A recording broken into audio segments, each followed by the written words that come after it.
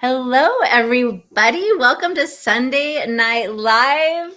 I've got a special guest with me tonight, Dave Burgess. Hello. Thanks for joining me. Hey, Tisha, how you doing? Thank you so much for having me on. I'm glad to be here. It's great to have you, and really been looking forward to it all week. And for those of you who don't know Dave Burgess, he has he really was pivotal in my journey, first of all. But he is a New York Times best-selling author of Teach Like a Pirate. I need to take off my background remover to be able to see it full. It's a mystery. Yeah, it's very mysterious. I like Very that. mysterious. But he is also the president of Dave Burgess Consulting, Inc., which is the publishing company that published both Make Learning Magical and Dragon Smart. Yes. And the Agile Protocols Companion Guide ebook. So I am so grateful to you, Dave, for just believing in me and really helping me share my message with the world. And you have really just made a huge, just been a huge influence in my life. And I was thinking about earlier today that the very first time that I even heard about you was it was either 2013 or 2014. I was trying to figure out exactly when, but I had listened to a podcast episode that you were a guest on. It was called Edu All Stars, and Todd Neslony and Chris Kessler and Stacy, I can't remember what her last name is. They were three hosts of this podcast. But Dave was a guest, and I listened to all of them. It would be the podcast that I would listen to on my runs whenever I'd go on a run. And I was just getting so much inspiration from all of these different guests that would come on. And I remember the day that I listened to Dave Burgess as a guest on this show, and it blew my mind. It's like, oh my gosh, this energy, this passion for education, I need some of this in my life. And really started this journey of really just discovering that there's so much more in education that I was tapping into. And so I'll have to maybe share that link to that episode in the show notes or somewhere in the feed, because it was a great episode that still has so many great parts of it. So, and you said you remember Oh, being absolutely. Yeah. First of all, thank you. And like it's an honor to have you in the DBC Inc. family with Make Learning Magical and the ebook and Dragon Smart and all that. So yeah, I'm super glad that we connected. But a few just quick behind the scenes thing about that episode. First of all, that was Todd Neslony before Todd Neslony was a DBC Inc. author of Kids Deserve It, and eventually more books after that. But so that was Kids Deserve It had not been born yet when we were on that podcast. And Chris Kessler had an early part in all of this too, because he was the originator of the TLAP hashtag. He started a TLAP book study using that hashtag in his own district.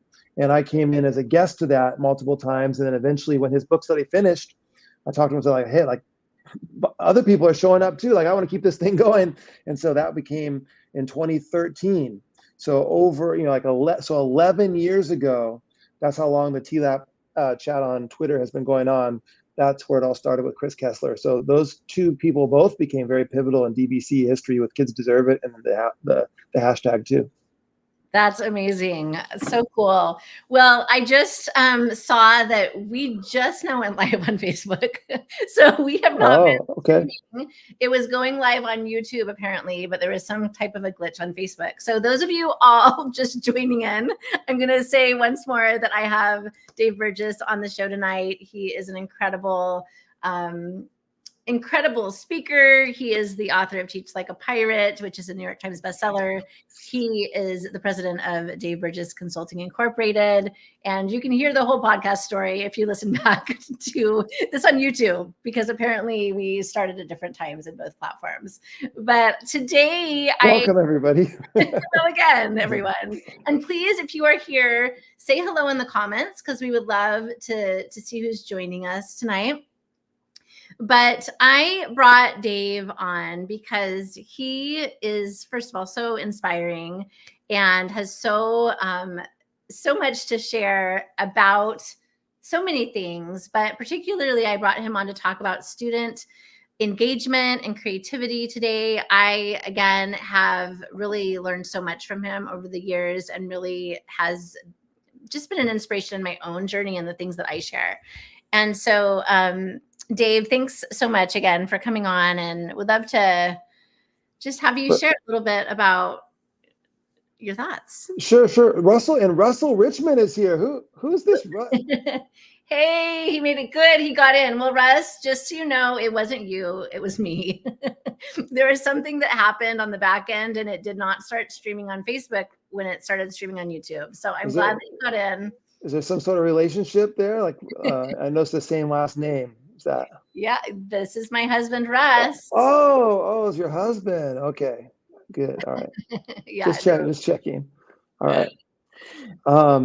Yeah. Okay. So you know what? Since this is a what consumer and family science, is that what we call it? Family and consumer science. Family and consumer science. Gamifying at that. I thought I would talk about cooking for a little bit. And so I'm going to do a little rant on cooking, and then maybe we'll see if we can draw some lessons from it. Okay. How does that sound? Sounds perfect. I'll try to be super calm as always. All right. And so if you were to come to my house for some stuff out on the barbecue, you could consider yourself pretty lucky. I do some pretty good stuff out on the barbecue, especially if you like grilled steaks. Okay. And so you see me, and I'm out there working on the barbecue, and you're getting hungrier and hungrier. I'm still not serving you. You're getting kind of frustrated about it. And then finally I come in with your plate, and this is all that I have for you on your plate. You wouldn't be very happy right now. There's something majorly wrong with this picture. What is wrong with this picture?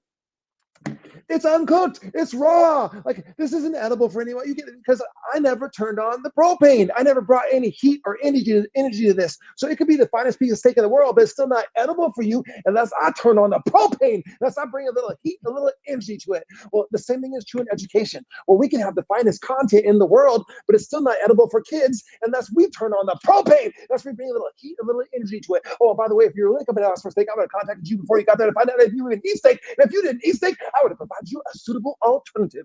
But that's a different workshop. Now, but even if you did like steak, before you got there, I would have put a little rub and seasoning on this. Then I would have soaked it in a flavorful marinade. And before I put it on, I would have preheated my grill. I don't put my steak down on a cold grill. I preheat my grill. And then partway through, I would turn it over and I would baste the other side.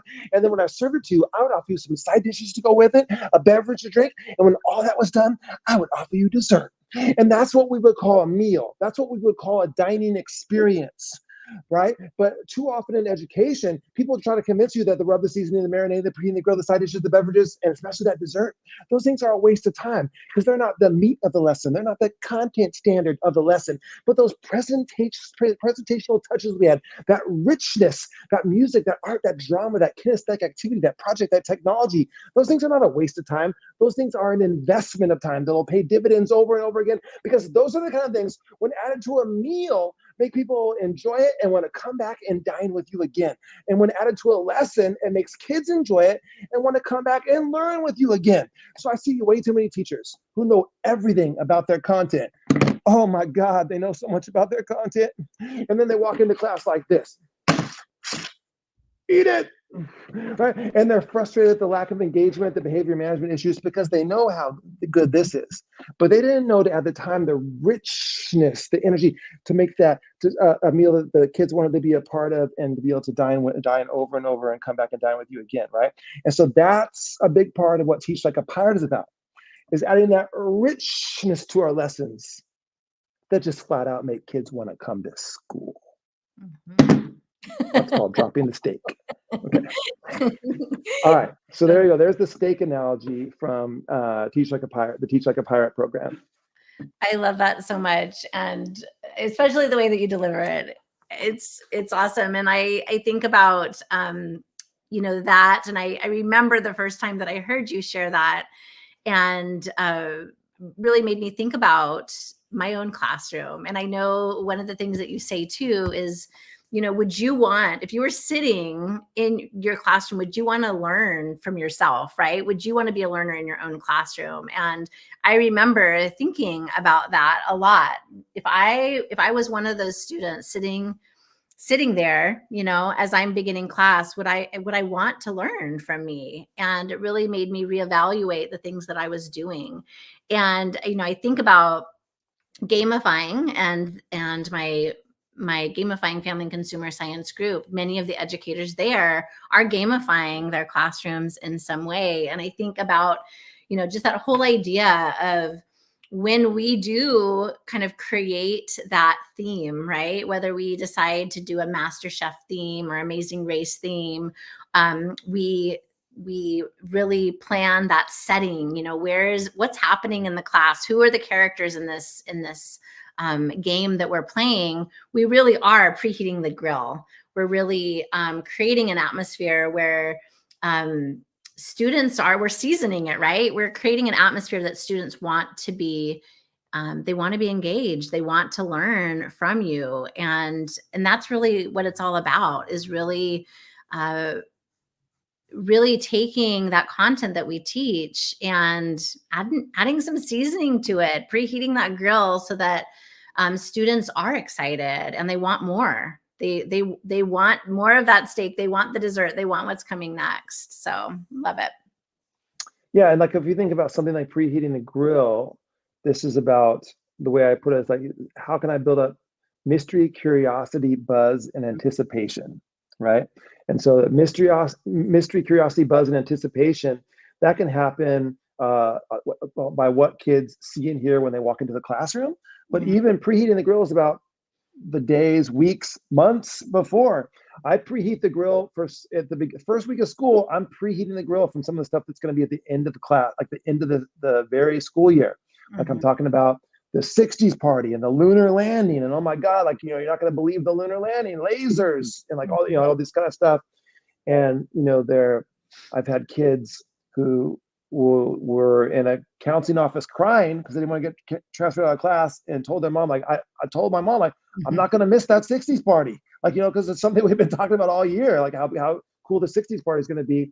And they're like desperate not to make sure that they're not going to miss it, right? They'll change doctor's appointments for some of these things because the grill has been preheated to a level that it just has that mystery. And so, I mean, and I'm thinking about like the culinary arts kind of setting, so it's like, okay, like Friday is, the world famous mystery ingredient cooking challenge, whatever. Like, you don't want to miss Friday. It's like coming up Friday, like, and they come in and there's like boxes with question marks, and like, and it says don't open until 10:15, and then they're getting into their teams, whatever, and they are selecting their box, and they're waiting for the clock to tick to that thing, and like then like the 10, like what's going to happen at 10:15? Well, every single kid in the class is going to be desperately waiting for that box to open and to see what their ingredients are, to be able, and they have to come up with, whatever, like their mystery challenge, like create something out of what's inside the box, right? Like, that's like just an example of preheating the grill. It would happen the days before. It happens when they walk in and see the boxes, but they can't open them yet, right? And it happens right up until that clock ticks, tick, tick, tick, tick, go. Oh, now they're diving into this thing. And like, and all those kind of things, that's preheating the grill. That's building up that mystery, curiosity, buzz, and anticipation.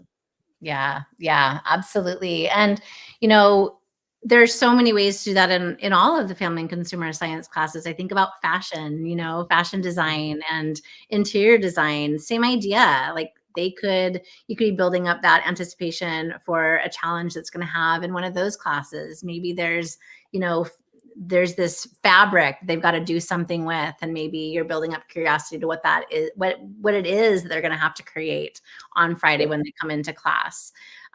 So, and I think that there's so many just little things that we can do. It's sometimes just those little changes that we can make to a lesson that can really make a big difference. I share an example sometimes about when I taught culinary arts, so many times my students would whip cream, whether it was a cream pie or whatever it was, they would whip cream. Well, sometimes I would say, we are doing a whipped cream challenge, and we would have them all go into the kitchens. They would all have they wouldn't know what the challenge was going to be when they got there. They had a challenge to see who could whip the cream the fastest. And whatever teams whipped the cream the fastest, they got a special extra bonus ingredient they got to add to their pie or to their dish. And so that was just a little tweak, right? They were going to be making whipped cream anyway, but just adding that little anticipation of like, maybe they don't know what they're going to get when they win, or they don't know what kind of a challenge is going to happen when they go to the kitchen. That can totally change the way that a student engages in that particular situation. But I didn't have to do that much. I didn't have to do something that different than what I normally did. No, and I've seen video of that in your presentation, in your program. Mm-hmm. And let me tell you, these kids are in to who's going to win that challenge. I mean, like, this is like, it's a serious thing, right? And like, it's fun, it's serious, but it's also super fun, right? They want to win, they're competitive, you're tapping into that. And yeah, so it was like you saw people in this video who you would think would have zero interest in who's going to win a whipped cream. They were all into it. Like, they were, you know.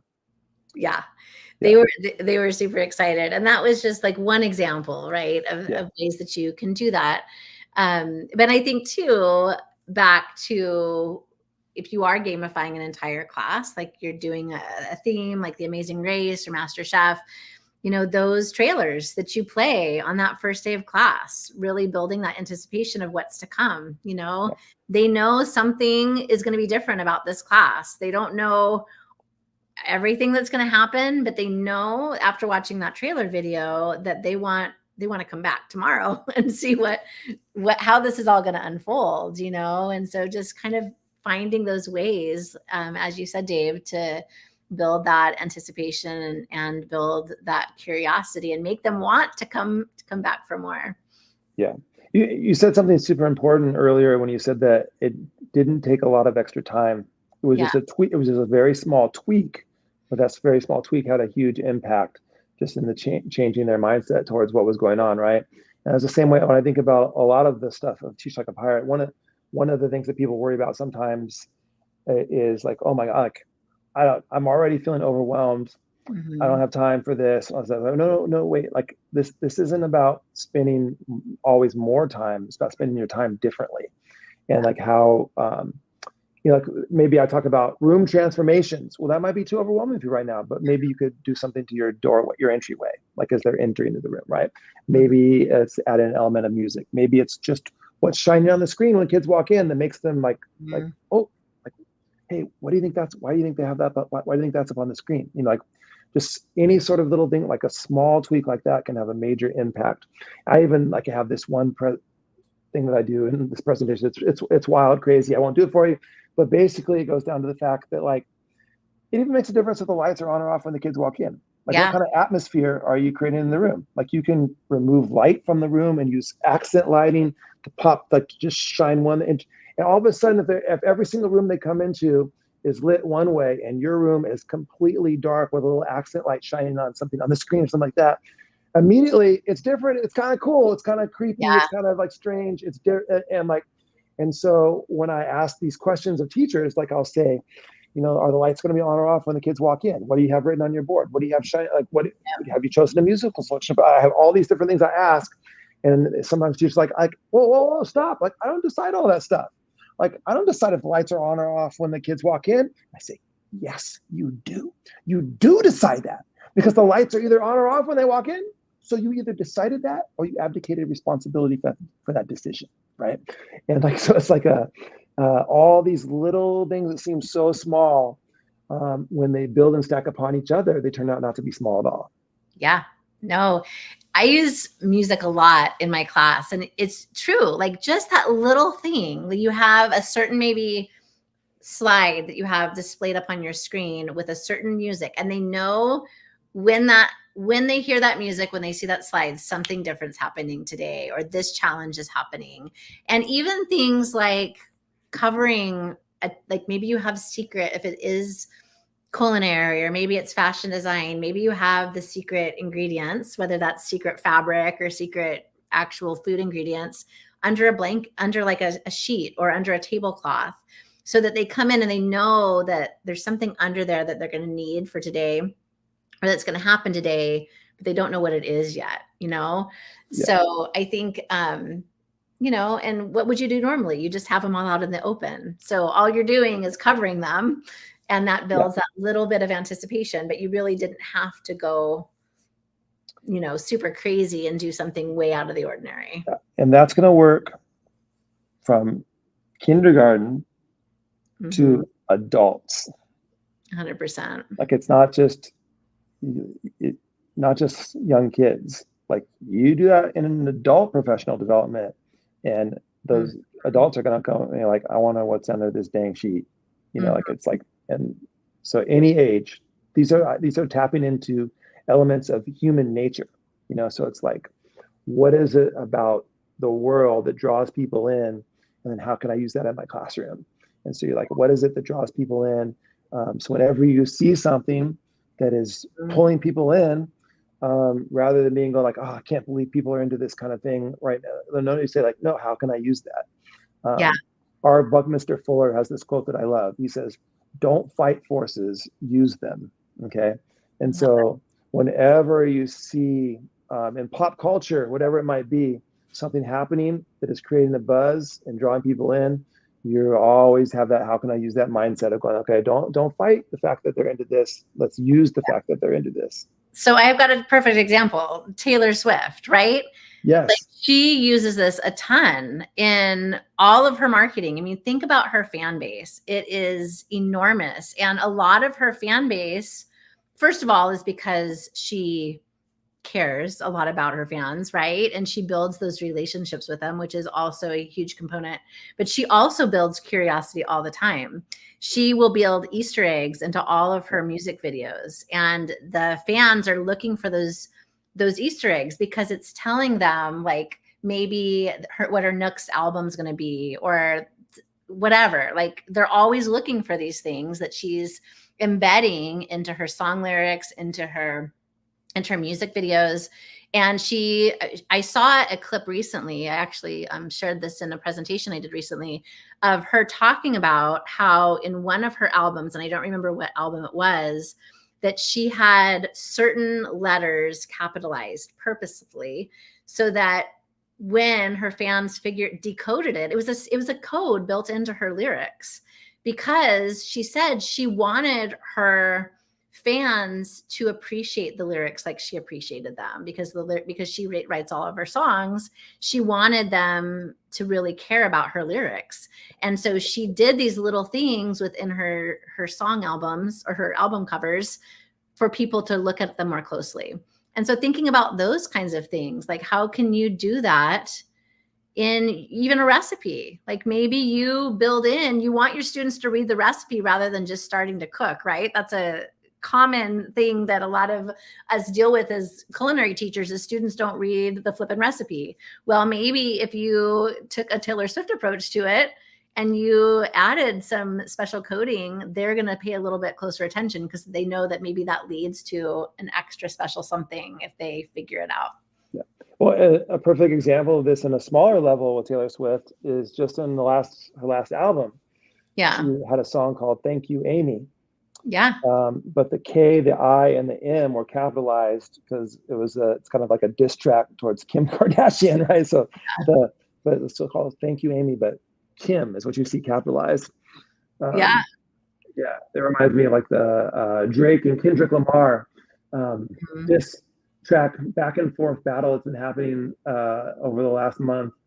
And when you actually go in and kind of decode some of these lyrics and you see like all of these intricate references to other things, it's kind of fun. It's like uncovering a little puzzle as you go through the different diss tracks. But yeah, like embedding things like that can be super powerful.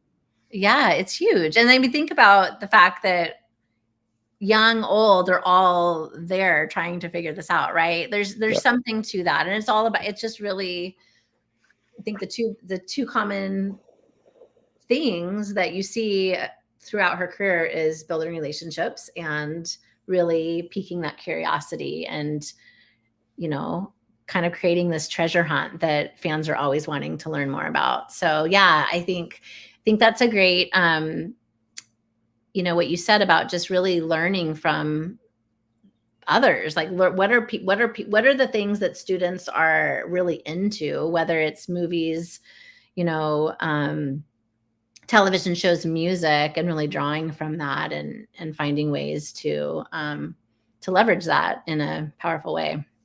Yeah.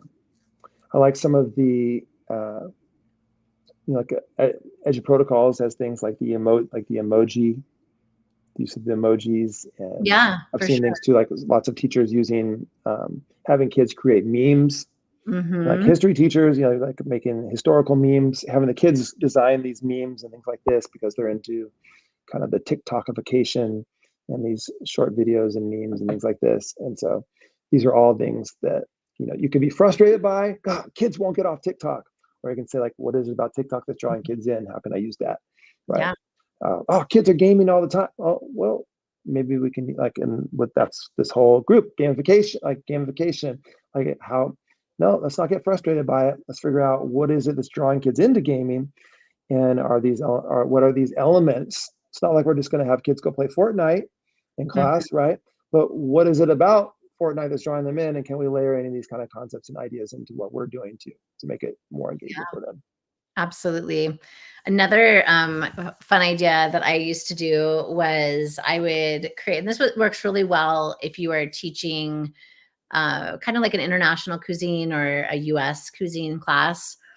When students kind of have their foundational like knowledge of cooking down, I would have a mystery recipe where it would be the ingredients and the directions for a recipe, but the title would be removed. So they didn't really know what it was that they were making. And this would be great too when you have, sometimes you get too many cooks in the kitchen in culinary, where you have only so many kitchens and usually more students to fit into them than what would be ideal. Like 3 to 4 is the magic number, but there are times when maybe you have 5 kids to a kitchen. And so you can divide the kitchen in half. So 2 or 3 are cooking the recipe, and then 2 or 3 are trying to figure out what this recipe is called. And so you might give them an envelope. So you give them the recipe that has no title, and you give them an envelope of maybe 2 or 3 clues. And then those other kids are trying to figure out what this recipe is by the time the recipe is prepared. And it's kind of just a fun way to get students to dig a little deeper into like the origin of some of these things that they're making. So anyway, just a fun little thing that you can do, especially again, if you're teaching international or regional cuisine. Yeah, I love it. Absolutely. Hey, those plants look so healthy, by the way. You must spend a lot of time watering those. This is why I have plants in my virtual background because I can't keep them alive in real life. So yes, they are thriving. Yeah, My indeed. virtual plants are thriving. They look very similar to how they looked last time I saw them. Yeah, right. Yeah. No, unfortunately, I'm not the best green thumb, but I'm getting better. Yeah. I just planted a bunch of plants outside on my patio, so I'm really hoping that I can keep those alive. Hey, I know something I'm excited about that, I'm going to be uh, seeing you, Wendy, and Anik soon. Yes, super excited about that in Fargo, North Dakota at I don't I can't remember the name of the race. Are we there for, like, isn't it like an educational conference that we're going to speak at or something there? No? Oh, just a race. Okay. Yeah, I think it's just called the Fargo Marathon, maybe, but Yeah, Essentia Fargo Marathon or something like that. yeah, never been to Fargo, so looking forward to that. And then Oh, I should mention, by the way, since I called it the Fargo Marathon, just to be clarify, none of us are actually running the marathon portion of it. yes, We good are running the 10K. good clarification. Yes, we Yeah. are running the 10K, but it's going to be awesome. I can't wait. And then I am flying out from Fargo to Nebraska, and I'm going to be in I think it's pronounced Kearney, Nebraska, for the Nebraska State conference for family and consumer science teachers. I believe it's FCS and CTE, and going to be presenting there. So really looking forward That's to awesome. that in just a few weeks. So if any of you are going to be there, let me know. Definitely say hi.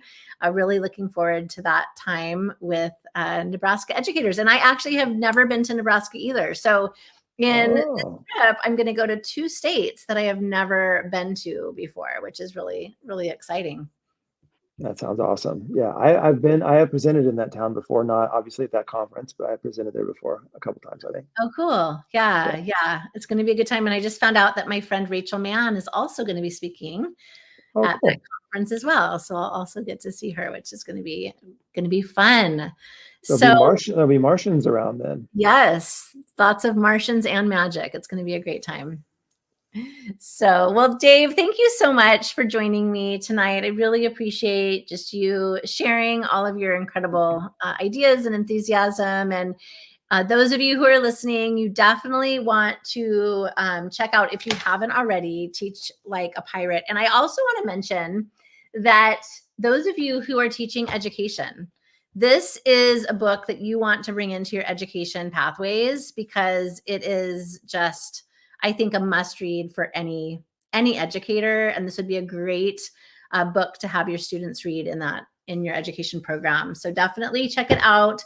You can, once you share, Dave, how people can connect with you and how they can get onto TLAP chat too. For sure. Yeah. And if anybody does use it in their class, I always offer to Zoom in and do question and answer with the students and all that kind of stuff too. So, okay. So you can find me on X at Burgess Dave. My name just flipped around to Burgess Dave. You can find me on Instagram at DBC_INC. I am on TikTok at pirate.teacher. And I have a podcast called The Dave Burgess Show. 2 new episodes up right now for you to listen to. And I'm also at daveburgess.com and daveburgessconsulting.com. And we chat Monday night on X at 6 p.m. Pacific time in the TLAP chat. Yes, definitely join in there. And Dave's podcasts are awesome, you guys. And he has some guests on some of his episodes that are a little bit longer. And then he has these great short episodes too. Like he said, he just released 2. And he just draws such incredible parallels between like life experiences and just great, like sleeping in your car. Yeah. I still need to listen to the latest episode, but you're gonna love it. So definitely. And one of those episodes, there's Tisha Richmond too. So go listen to the Tisha Richmond episode too. Yes. I loved chatting with you on that episode. So thanks everybody who joined in. Thanks to all of you who are going to be joining in later. Love to hear your comments and your thoughts in the chat. And we'll see you next week for another live episode. Bye, everyone. Bye, everybody.